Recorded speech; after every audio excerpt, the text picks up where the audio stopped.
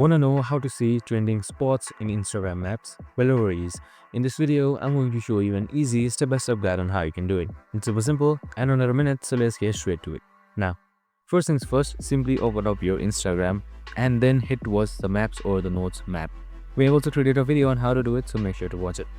So in order to check out trending places in Instagram Maps, it's super simple. You need to make sure that someone who you are following or someone that follows you has location open and they are posting stuffs.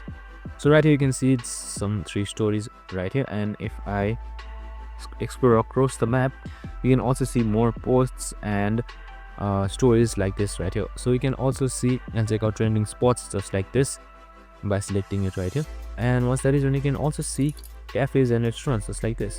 And that's it, super simple and easy. I hope this video helped.